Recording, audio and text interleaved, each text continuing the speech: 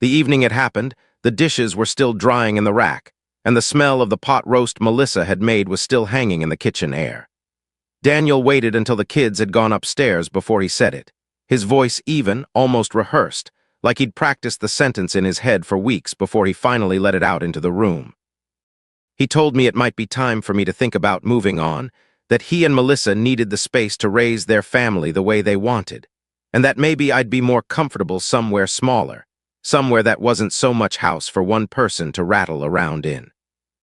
I remember looking at the water stain on the ceiling above the stove, the one I'd been meaning to fix for a year, and thinking how strange it was to be told to leave a room I had painted with my own hands 26 years earlier. I didn't argue that night. I only nodded and told him I'd think about it, because arguing would have meant explaining something I wasn't ready to explain yet. I already knew something he didn't, and for the first time in a long time, I understood that knowing it quietly was worth more than saying it out loud. I want to go back further than that night, though, because none of it makes sense without the beginning, and the beginning wasn't ugly at all. It was, in fact, one of the better decisions I thought I'd ever made. My wife, Carol, passed 3 years before that dinner in the spring, after a decline that took about 14 months from the first diagnosis to the last quiet morning in a hospital bed. We'd moved into what used to be our dining room. After she was gone, the house felt less like a home, and more like a museum of a life I used to have. I'd walk past her reading chair by the window and still expect to see her glasses sitting on the arm of it. I kept the porch light on every night out of habit, because she used to say it helped her feel like the house was watching for her. I was 64 when she died, retired 2 years before that from 31 years of teaching high school history, and I found that retirement without her in the house was a much lonelier arrangement than I had planned for. Daniel called me almost every day that first year. He'd check in, ask if I was eating, ask if I wanted him to come mow the lawn even though I was perfectly capable of mowing my own lawn. About a year and a half after Carol passed, he and Melissa sat me down at my own kitchen table, the same one I'd be told to leave beside years later, and they suggested something that felt at the time like the kindest offer I had ever received. They said the kids were getting older, that daycare costs in the city were becoming unmanageable, and that maybe it made sense for all of us to live under one roof. They'd help me with the house, I'd help them with the grandkids, and none of us would be alone in the way that grief and work had been slowly making us alone. I remember Melissa reaching over and putting her hand on top of mine, and saying that it would be good for the kids to grow up close to their grandfather, that they didn't want Ellie and Sam to only see me on holidays. I said yes before they even finished making the case. I didn't need convincing. I had 4 empty bedrooms and too much silence, and here was my son offering to fill both. For the first several months, it really was what they'd promised. Daniel repainted the guest bathroom without me even asking. Melissa started making enough dinner for 5 instead of 2, and some nights the 4 of us, me, Daniel, Melissa, and whichever grandchild wasn't yet in bed, would sit at the table long after the food was gone, just talking. Ellie was 7 then, and she used to ask me to tell her stories about what it was like living in a world before cell phones, and I found myself laughing more in those first few months than I had in the entire 18 months following Carol's funeral. I remember thinking, quite genuinely, that I had made the right call, that this was what a full house was supposed to feel like, and that grief, while it doesn't disappear, can at least be crowded out by the noise of people who love you. It's strange, looking back, to try to identify the exact moment things started to shift, because it never happened all at once.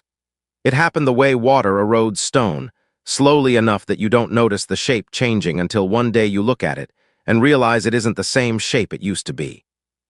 The first thing I noticed, though I didn't think much of it at the time, was that Daniel started making small decisions about the house without mentioning them to me first. He had the driveway resealed one weekend while I was visiting my sister 2 states over, and when I asked him about the cost afterward, he waved it off and said he'd just taken care of it, like it was his to take care of. I told myself that was generous of him, that a son helping maintain his father's house wasn't something to be suspicious of. But then it happened again with the gutters, and again with a new water heater, and slowly I started noticing that he never asked me if these were things I wanted done. He informed me after the fact, the way you'd inform someone who technically lived there but wasn't really in charge of what happened to the place. Melissa began redecorating in ways that, individually, seemed harmless. She replaced the curtains in the living room, which I didn't mind, because truthfully they were the same curtains Carol had picked out in the 90s, and they probably needed replacing. But then she took down the photographs that lined the hallway, photographs of Carol and me at our wedding, at Daniel's graduation, at the lake house we used to rent every August, and replaced them with a gallery wall of the grandchildren's school pictures and a few framed prints she'd ordered online. When I asked her gently where the old photos had gone, she told me she'd boxed them up and put them in the attic because she felt like the hallway needed a fresher energy for the kids growing up in it. I didn't say anything else about it. I told myself it was a small thing, and small things aren't worth fighting over, especially not with people you're grateful to be living with. The dinner table conversations began to shift too, though I noticed it more in tone than in content. Where once Daniel might have asked me what I thought about a decision, where to send the kids to school, whether to refinish the deck, what to do about the aging oak tree in the backyard that the insurance company had flagged as a liability. Now he would simply announce what had already been decided. We're getting the oak taken down next month. Not what do you think about the oak? Not should we get someone out to look at it? Just an announcement, delivered the way you'd tell an employee about a policy change, not the way you'd speak to your father about a tree he'd watched grow from a sapling. I remember one night in particular, maybe 8 months into their living with me, when Daniel had a few coworkers over for a small gathering, something to do with a promotion he'd just gotten. I was in the kitchen getting a glass of water when I heard him telling one of them with a laugh in his voice, "Yeah, this is our place. We've been in it about a year now, still getting it how we want it." I stood there for a moment with the glass halfway to my mouth, waiting for him to correct himself, to add, "Well, it's actually my dad's house." Some clarification, some acknowledgement. It didn't come. I walked back into the living room a minute later and smiled and shook hands with his coworkers, and nobody in that room, including my own son, seemed to think there was anything strange about the fact that the man who owned the deed to the house was the one refilling everyone's drinks. I want to be fair here because fairness matters to me, even now, even telling this story. I don't think Daniel set out to disrespect me. I think what happened was slower and sadder than that. I think somewhere in the day-to-day rhythm of raising his kids in a house that felt, in every practical sense, like his. The mortgage payment I quietly still made every month. The property taxes I still filed. The insurance still under my name. He simply stopped seeing me as the owner and started seeing me as an occupant. The way you might see an elderly relative living in a spare room, tolerated out of love but no longer central to the decisions being made around him. The trouble is, tolerance has a way of curdling into resentment when it isn't examined, and I began to feel that curdling more and more as that first year turned into a second. It was somewhere around the 18-month mark that I started to notice a different kind of shift, one that had less to do with curtains and driveways, and more to do with how I was spoken to, and how much space I was expected to take up in my own life. Melissa began referring to the master suite, the room Carol and I had shared for over 2 decades, the room I had moved out of after she passed because I couldn't sleep in it anymore and had relocated to the smaller bedroom down the hall, as our room, which admittedly was accurate in the sense that they slept there. But she started saying it in front of me in a way that felt less like description and more like a quiet reminder of territory. "We're repainting our room this weekend," she told me over breakfast one Saturday, not looking up from her coffee, as though the hour needed no acknowledgement from me because it had already been settled somewhere without my input. Daniel, for his part, began treating financial conversations with a strange kind of confidence that unsettled me more than I let on. He'd talk about, when we finally get everything squared away, in reference to the house, or he'd mention offhand to a neighbor that they were still working through some paperwork on the property. I remember the first time I heard him say that, some paperwork on the property, and feeling a small, cold drop in my stomach, because as far as I knew there was no paperwork. The house was mine. It had always been mine.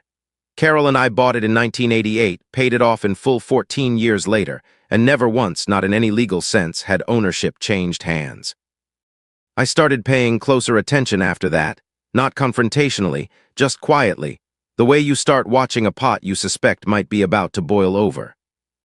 I noticed that mail addressed to the Doyle residence regarding property tax reassessments had started disappearing from the counter before I got a chance to look at it.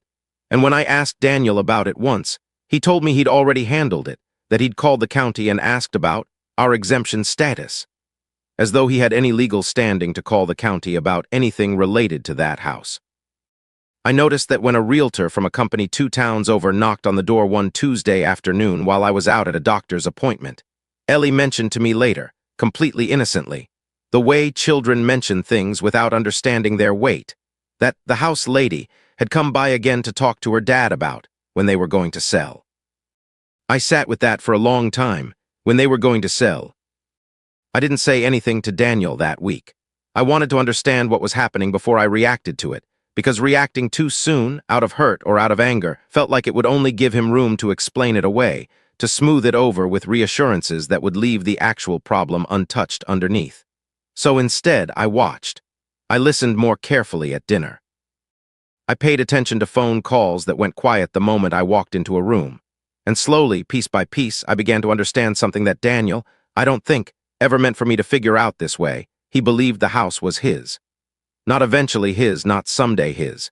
His already in some functional, if not entirely legal sense, and he was operating every decision, every conversation, every plan for the future on that belief. It took me a while to trace back to where that belief had come from, but eventually I remembered a conversation from the week of Carol's funeral, one of those blurred, exhausted days where I said things I only half remember saying.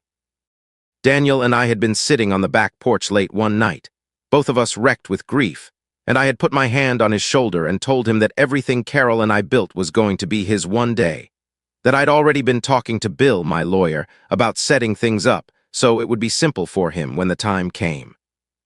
That was true. I had talked to Bill. I had, in fact, started the paperwork to eventually place the house in a trust that would pass to Daniel without the mess of probate. But I never finished it. In the fog of that first year of grief, I let it sit on Bill's desk, half completed, and eventually I stopped thinking about it altogether, because grief has a way of making bureaucratic tasks feel obscene in their smallness compared to what you've actually lost.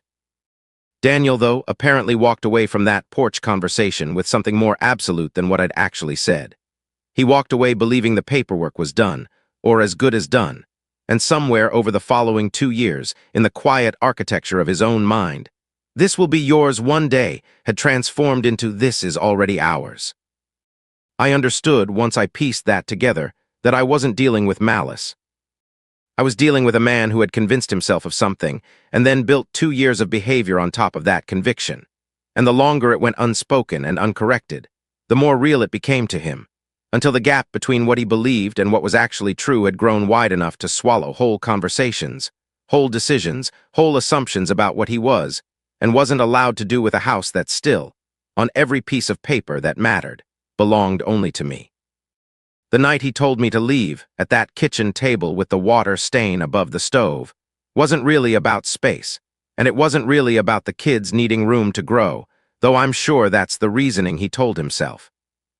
It was the natural conclusion of 2 years spent believing he was the man of a house he had no legal claim to.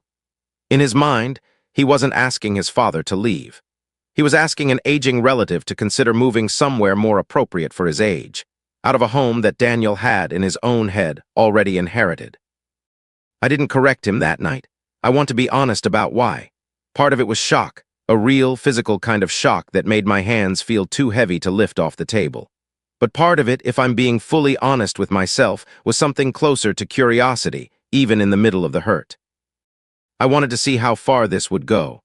I wanted to understand exactly what he believed, and exactly what he was willing to do based on that belief, before I said anything that might stop the momentum and let him quietly correct course without ever having to face what he'd actually been thinking.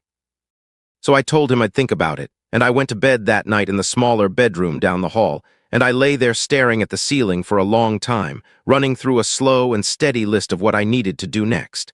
Not out of anger. I want to be clear about that because anger would have made me reckless, and I didn't want to be reckless. I wanted to be exact. The next morning, I called Bill. Bill Aldercott had been my lawyer for almost 20 years, ever since he handled the closing on the house back in '88, and he was 71 now himself, mostly retired, taking on only a handful of clients he'd known long enough to consider friends. He remembered the conversation from right after Carol's funeral immediately, and he remembered, too, that I'd never come back to finish the paperwork. "You started the trust application," he told me over the phone, "but you never signed the final transfer documents. Legally, Robert, that house has been in your name solely this entire time. Nothing changed. Nothing was ever recorded. I asked him to pull the deed just so I could see it in writing, not because I doubted him, but because I wanted to hold something solid in my hands during a week that had started to feel like it was slipping out from under me. He mailed me a certified copy within a few days, and I remember sitting at the kitchen table, alone in the early morning before anyone else was awake, reading my own name printed cleanly on the top of the page. Robert Edward Doyle, sole owner. No mention of Daniel. No mention of a trust. No mention of anything except the truth, which was that despite 2 years of behavior built on the opposite assumption, that house had never once stopped being mine. I didn't rush to reveal it. That's not who I am, and honestly, some part of me wanted to understand the full shape of what had been happening before I brought it into the light. Over the following 2 weeks, I paid closer attention than I ever had before. I watched Daniel take calls out on the back porch, his voice dropping the way it does when someone doesn't want to be overheard. I noticed a folder on his desk one afternoon when I brought up a stack of folded laundry, a folder with a real estate company's logo on the front, and though I didn't open it, I want to be honest about that too, I didn't go digging. I saw enough of the tab labeled Listing Prep Maple Street to understand exactly what direction his plans had already taken. Maple Street was our address, my address.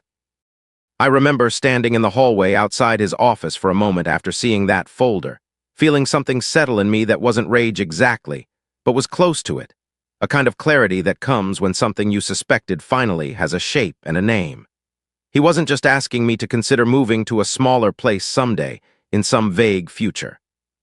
He was already preparing to sell a house that had never belonged to him, and he was preparing to do it, from what I could tell, without ever having a conversation with me about it beyond the one he'd already started, the one where he told me it might be time to think about leaving. I decided, standing in that hallway, that I wasn't going to let this unfold as a fight. Fights get remembered as fights, full of raised voices and things said that can't be unsaid, and I didn't want that kind of memory attached to this. I wanted something quieter, something that would let the truth do the work instead of my anger doing it. So I made a phone call to Bill and asked him to prepare a simple written summary of the property's legal status, plain enough that anyone could read and understand it in under a minute. I asked him if he'd be willing to be present, or at least reachable, on the day I decided to have the conversation, in case questions came up that I couldn't answer on my own. Then I waited for the right moment, not to catch anyone off guard for the sake of catching them off guard, but because I wanted the conversation to happen when everyone could actually sit and listen, rather than rushing through it between school pickups and work calls. That moment came about 10 days later, on a Sunday evening after dinner, once the kids had gone up to do their homework. I asked Daniel and Melissa if they had a few minutes to sit with me at the table. I could tell from the way Daniel glanced at Melissa that he assumed this was going to be the continuation of the conversation from 2 weeks earlier, me, presumably, coming to tell them I'd made peace with the idea of moving out, maybe asking for help finding a place. I let him believe that for a few seconds longer than I needed to, not out of cruelty, but because I wanted to see, one last time, the shape of what he thought was happening. I started by telling them both that I appreciated everything they'd done for me over the past 2 years, and I meant that, every word of it, because even in the middle of everything else, there had been real kindness mixed into how they'd folded me into their lives. Then I told them that I needed to clear up something that I realized, only recently, had never actually been said out loud between any of us. I told them the house had never been transferred, that the conversation Daniel remembered from the night of Carol's funeral had been the beginning of an intention, not the completion of an action.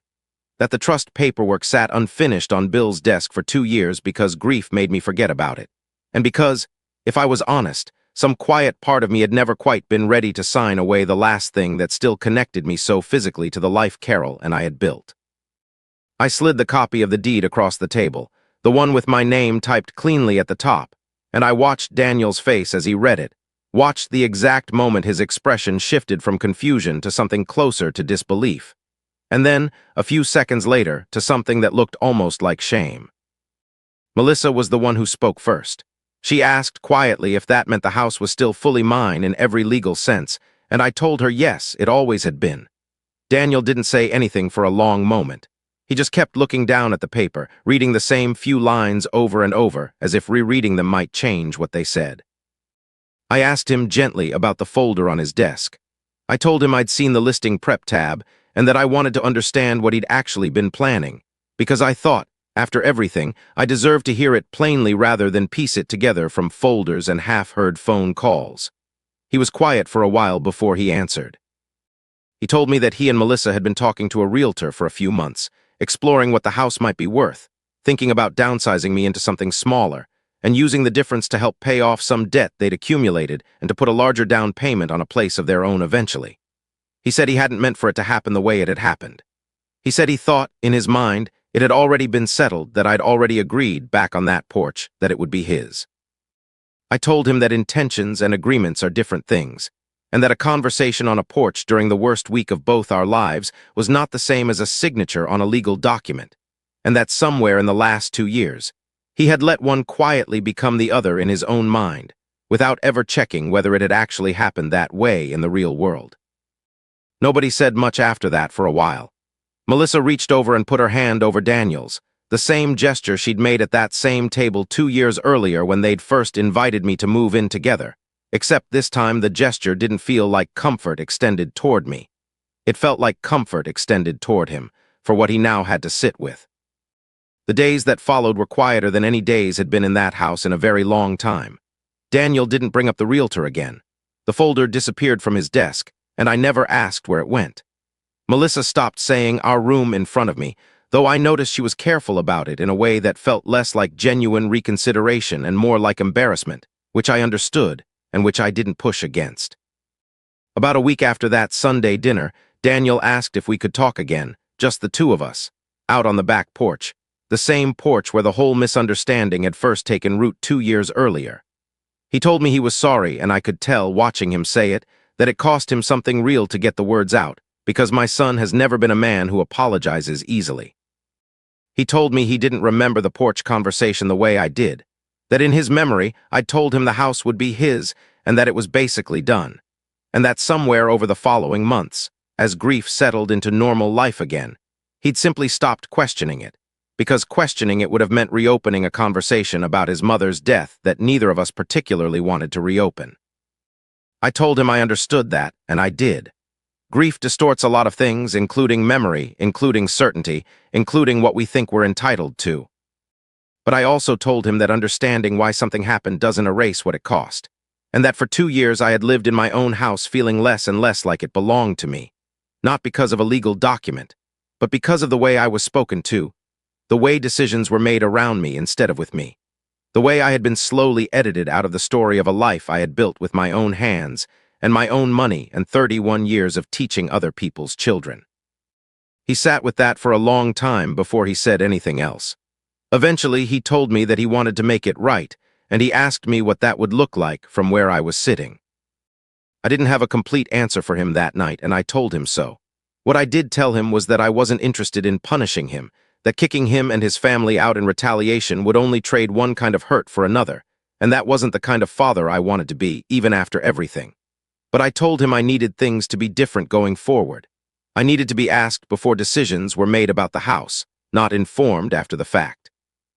I needed the photographs of his mother back on the hallway wall, not because the gallery wall of the kids wasn't nice, but because a house can hold more than one kind of memory at once, and I wasn't willing to have hers erased to make room for anyone else's comfort. And I told him that if he and Melissa still wanted to eventually own a home outright, something that was truly theirs from the very beginning, I would help them get there when the time was right, on terms we agreed to together, rather than terms he'd quietly assumed on his own. He agreed to all of it, and more than that, he actually followed through, which mattered more to me than the agreement itself. The photographs went back up within the week. Melissa asked me, unprompted, what I thought about repainting the hallway a warmer color, something Carol would have liked, and I found myself surprised by how much that small gesture meant. Daniel started running things by me again, not in a performative way, not like he was walking on eggshells, but in the way you'd naturally consult someone whose house you were living in, which was, after all, exactly what the situation had always been, whether he'd wanted to see it clearly or not. It's been almost a year since that Sunday dinner now. Things aren't perfect, but I don't think perfect was ever really the goal. Daniel and Melissa are saving toward a place of their own, and I've told them I'll help with the down payment when they're ready, not out of guilt, and not because I owe them anything, but because that's what family does when it's working the way it's supposed to. I still live in the house Carol and I bought in 1988. My name is still the only one on the deed. And some mornings when I walk past the hallway and see her photograph hanging where it always used to hang, I think about how close I came to losing all of it, not the walls or the roof, but the quiet, specific proof that a life had actually happened here, that it had been mine, that it still was. What I've come to understand, turning all of this over in my mind more times than I probably needed to, is that respect and ownership are two different currencies, and it's entirely possible to lose one while still holding on to the other. Daniel never had any legal claim to that house, not for one single day of those 2 years, and yet he managed, without ever intending real harm, to slowly convince himself and everyone around him that he did. I think that happens more often than we admit, in families, in long relationships, in any arrangement where love and practicality get tangled together for long enough. We start mistaking closeness for entitlement and generosity for surrender. I don't think Daniel is a bad man, and I don't think what happened makes him one. I think grief made him careless with a truth he should have checked, and comfort made him slow to question an assumption that benefited him. I understand both of those things because I've been guilty of them myself, in smaller ways, over the course of my own life. What I needed in the end wasn't an apology so much as a correction. A return to the simple, unglamorous fact that some things are true whether or not anyone chooses to acknowledge them, and that a piece of paper with my name on it had been quietly holding the whole truth the entire time, waiting for someone to actually read it. I think about that folder sometimes, the one that sat untouched in my closet for so long, and I think about how strange it is that the thing which finally set everything right wasn't a raised voice or a dramatic confrontation, but a single sheet of paper that had been telling the truth all along, long before anyone was ready to listen to it. Some truths don't need to be shouted. They just need to be found at the right moment by someone patient enough to wait for it.